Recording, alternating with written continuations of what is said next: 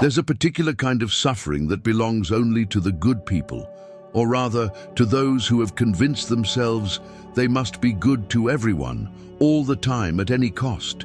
It's the suffering of the person who smiles when they want to scream, who says yes when every fiber of their being wants to say no, who carries everyone else's emotions while abandoning their own. If this describes you, then you've fallen into one of the most insidious traps of human psychology, a trap that Carl Jung spent his lifetime studying and warning us about. Because what you think of as virtue might actually be the very thing that's keeping you imprisoned, disconnected from your authentic self, and paradoxically, less capable of genuine love and service to others. Jung understood something that most people never discover. Knowing your own darkness is the best method for dealing with the darknesses of other people. But the person trapped in compulsive goodness refuses to acknowledge their own darkness. They've built their entire identity around being the helper, the peacemaker, the one who never causes problems, and in doing so, they've created a prison of their own making. This isn't a message about becoming selfish or cruel. This isn't about abandoning compassion or kindness. This is about understanding the difference between authentic virtue and its shadow counterpart, the compulsive need to be perceived as good, which Jung recognized as one of the most dangerous forms of self-deception. The trap begins innocently enough. Perhaps you were raised to believe that your worth depended on how much you could give to others. Maybe you learned early that love was conditional, that you would only be accepted if you were helpful, agreeable, and never caused any inconvenience. Or perhaps you discovered that being good was the safest way to navigate a world that felt unpredictable and harsh. But what starts as a survival strategy eventually becomes a prison. The child who learns to suppress their own needs to take care of others grows into an adult who has lost touch with their authentic desires. The person who was praised for being so mature and so helpful becomes someone who doesn't even know what they truly want because they've spent their entire life focused on what everyone else needs. Jung called this process the creation of the persona, the mask we wear to be acceptable to society. The persona itself isn't the problem. We all need social masks to function in the world. The problem arises when we become so identified with our persona that we forget there's a real person underneath it. And for those trapped in compulsive goodness, that persona has become their entire identity. But here's what Jung discovered that changes everything. Behind every compulsive need to be good lies a disowned shadow.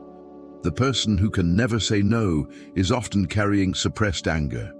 The individual who always puts others first may be hiding deep resentment. The one who never asks for help might be concealing profound feelings of unworthiness and rage. This shadow doesn't disappear just because we refuse to acknowledge it. Instead, it operates in the unconscious, influencing our behavior in ways we don't recognize. The compulsively good person may find themselves feeling inexplicably drained after social interactions.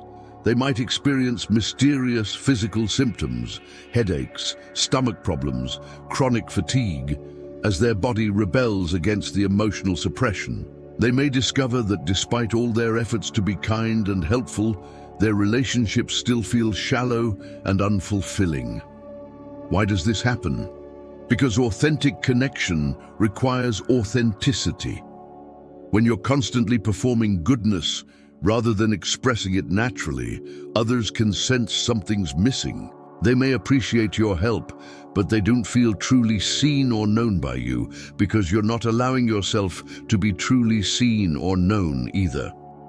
Jung understood that the path to genuine virtue runs directly through the shadow. You cannot become truly good by avoiding your darkness. You can only become truly good by integrating it. This integration isn't about acting on every dark impulse or becoming cruel and selfish.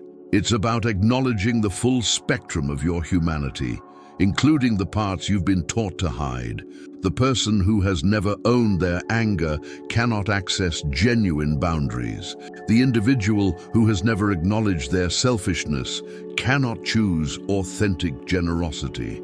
The one who has never faced their capacity for cruelty cannot cultivate real compassion.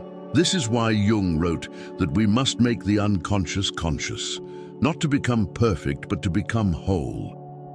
But acknowledging your shadow when you've built your identity around being good feels like psychological death. It means admitting that you're not who you thought you were. It means facing the possibility that some of your virtuous actions were actually driven by fear, manipulation, or the desperate need for approval. It means confronting the ways you may have hurt others through your very attempts to help them. This confrontation is what Jung called the dark night of the soul, the period when your old identity crumbles and you haven't yet discovered who you really are beneath the masks. It's terrifying because for the first time, you're forced to consider that your worth might not depend on your usefulness to others. You're faced with the question, who am I when I'm not being helpful? For many, this question feels unanswerable because they've never developed a sense of self separate from their service to others. They've become so skilled at reading other people's needs and responding to them that they've lost touch with their own inner compass. They've become experts at making others comfortable while remaining strangers to their own discomfort. But this is precisely where the real journey begins. Because once you start to question your compulsive goodness, once you begin to see it as a prison rather than a virtue, you create the possibility for something far more valuable: authentic choice. Instead of automatically saying yes to every request, you develop the capacity to pause and ask, what do I genuinely want to do here? Instead of reflexively taking care of others' emotions, you learn to distinguish between their feelings and yours.